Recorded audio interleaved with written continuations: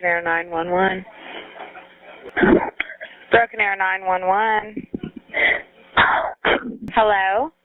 Oh, Okay. Are you the only one there? no.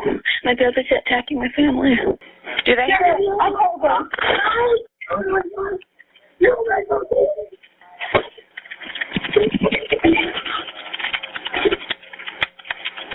Are you there? What's going on there? Hello? Hello? 안녕하세요. 안나입니다.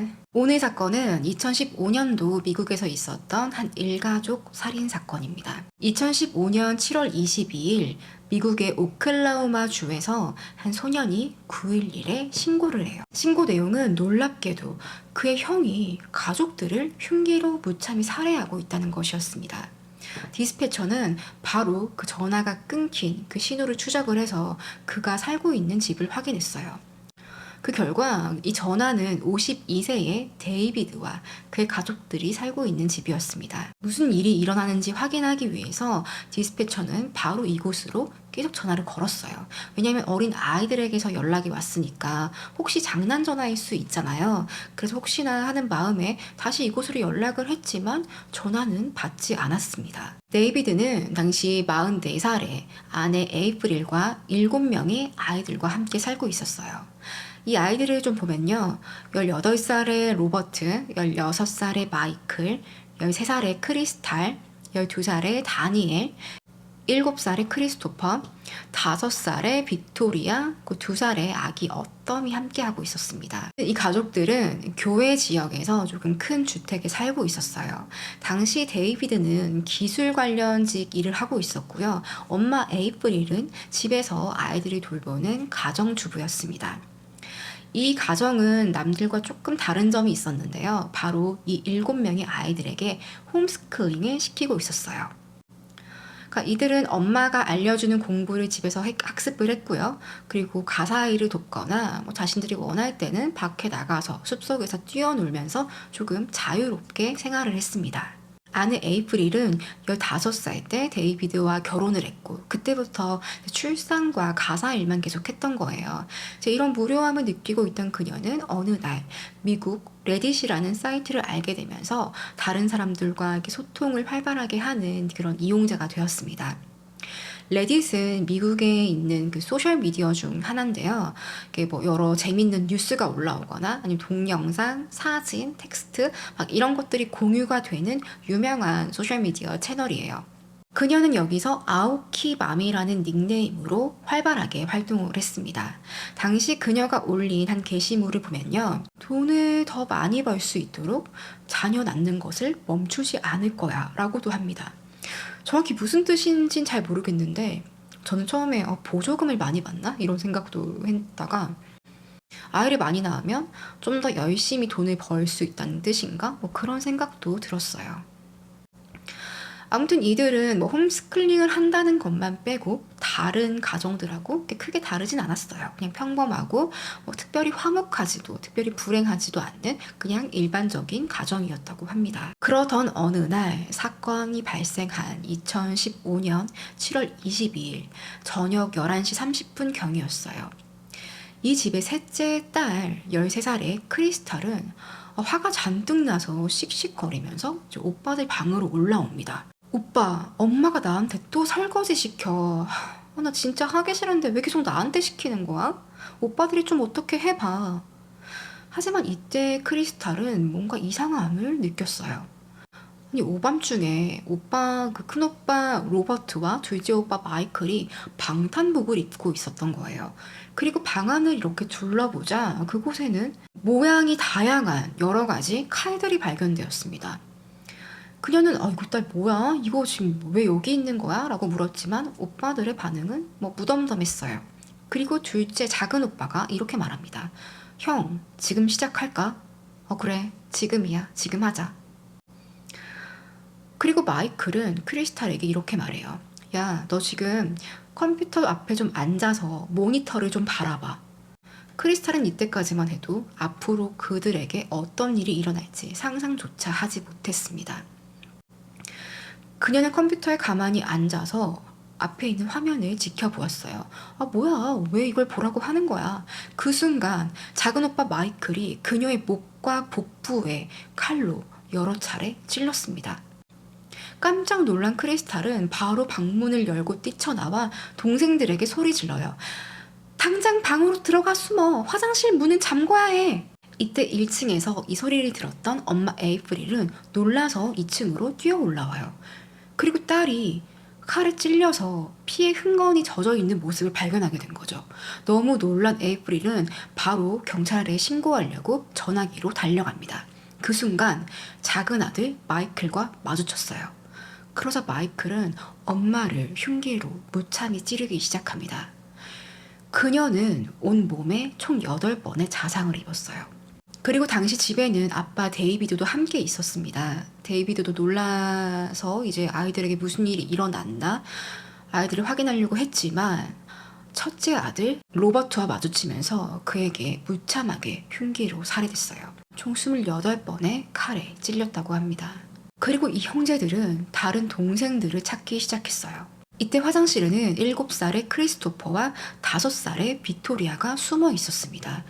얘네가 뭘 알겠어요. 그냥 밖에서 누나가 문 걸어 잠그고 다 숨어 있어 라고 소리치니까 무서워서 둘이서 화장실에서 이렇게 오들오들 떨면서 숨어 있었던 거예요. 그러자 그들에게 이런 소리가 들립니다. 똑똑똑. 얘들아, 나 마이클 형인데 나도 같이 숨자. 나도 지금 형한테 당하고 있어. 나 좀 숨겨줘. 이 어린 아이들은 이 이야기를 듣고 형에게 문을 열어줍니다. 그 순간 바로 마이클은 아이들에게 공격을 했어요. 이 7살과 5살 어린 아이들은 형에게 무참히 찔려서 살해당합니다. 그 사이 12살의 다니엘은 자신의 방에서 문을 걸어 잠그고 숨어 있었어요. 이때 다니엘은 911에 신고를 한 거예요. 처음에 나왔던 그 음성은 다니엘의 음성이었던 것입니다. 하지만 다니엘 또한 마이클의 속임수에 넘어가요. 똑똑똑. 다니엘, 형이야. 문 좀 열어줘. 나 너무 무서워. 우리 같이 숨어 있자. 이 얘기를 듣고 문을 열었던 다니엘 또한 마이클에게 무참하게 살해되었습니다.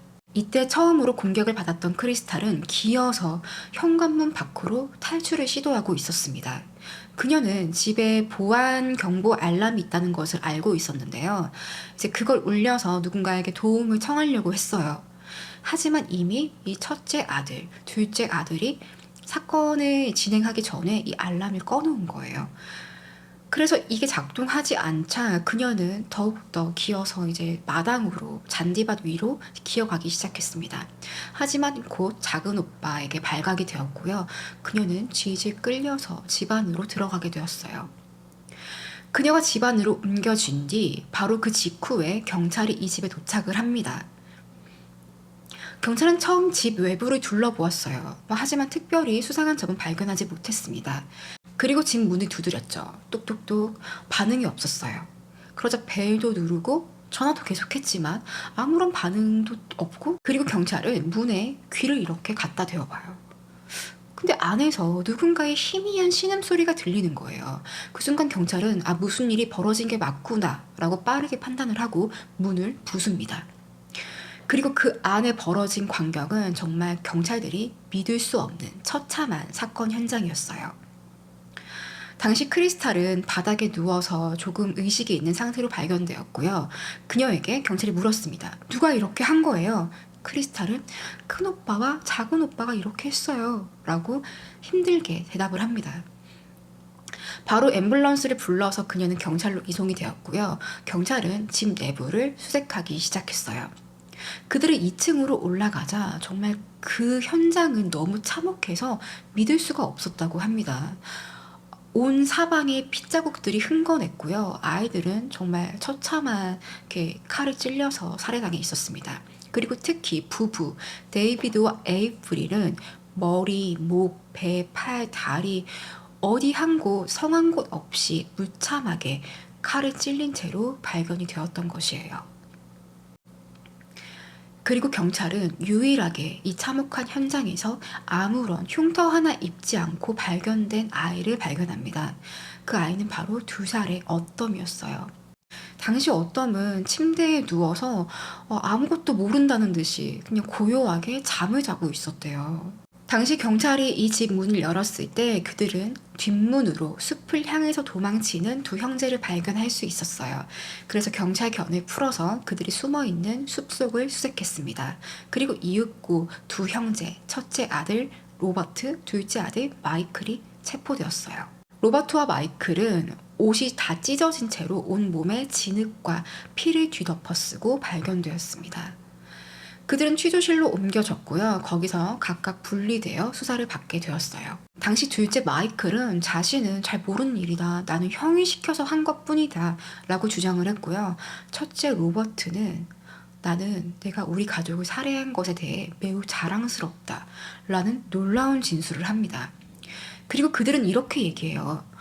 우리는 화가 난 것이 아니고 정신이 혼미했던 것도 아니에요.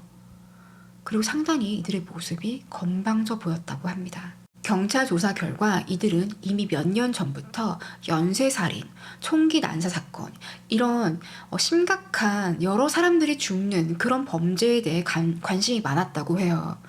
특히 유튜브나 책을 사서 보면서 이런 범죄에 대해서 학습을 하기도 했어요. 그리고 로버트는 이런 생각을 했대요. 내가 연쇄살인을 하면은 그거는 나를 뭔가 신격화시키는 것과 다름없다. 그리고 사람들을 많이 죽임으로써 우리는 대중들에게 인기와 명성을 얻을 수 있다라는 허황된 상상을 하고 있었습니다. 왜 실제로 미국에는 연쇄살인범을 추종하는 그런 문화가 있긴 해요. 왜 그 연쇄살인범 제프리 다머도 그렇게 팬들이 많다면서요. 또 얼마 전에 제가 본 영상인데 일본에서 발생한 사건의 그 살인자도 얼굴이 잘생겼다는 이유로 팬클럽이 생겼다고 합니다. 그렇게 이 형제는 이미 몇 년 전부터 자신들의 가족들을 살해할 계획을 세웠던 것입니다. 특히 로버트는 이들이 학교를 가지 않았잖아요. 로버트는 13살 때 콜센터에 취업을 해서 그때 번 돈으로 방탄조끼, 총, 탄약 이런 살인 사건과 관련된 그 범행 도구를 하나씩 모으고 있었다고 해요. 원래 이 형제들에게는 두 가지 계획이 있었다고 합니다. 하나는 가족들을 모두 살해하고, 두 살의 어떤까지 모두 살해하고 이들을 시신을 토막낸 다음에 상자에 보관해서 다락방에 보관을 하자. 이게 첫 번째 계획이었어요. 그들은 닌자 거북이처럼 조용히 그리고 빠르게 범행을 해치울 생각이었다고 합니다. 그리고 두 번째는 아빠의 차를 훔쳐서 가까운 마을로 가서 그곳에서 최소 50명 이상의 마을 주민들을 살해하자라는 계획을 세워요.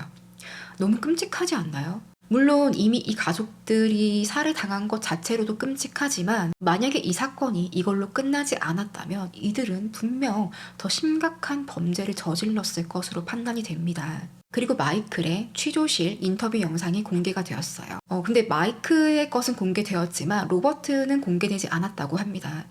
제 개인적인 생각으로는 헛된 연쇄살인마를 추종하는 그런 생각을 하고 있다 보니 이제 그런 것들이 대중에게 공개되면 좋지 않은 영향을 줄 수 있기 때문에 마이클만 공개한 것으로 판단이 돼요.